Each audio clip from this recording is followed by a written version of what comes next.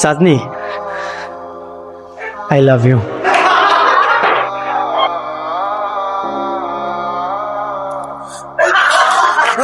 তুমি যে আনপার গাওয়া সেটা আমরা সবাই বুঝছি তোমাকে দেখে, এটা নিয়ে আমার কোনো অভিযোগ নেই। কিন্তু তুমি না ব্রিলিয়েন্ট স্টুডেন্ট, মানে তোমার এতটুকু কমন সেন্স কাজ করতেছে না।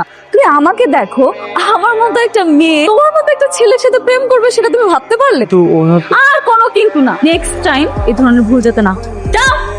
পাগল।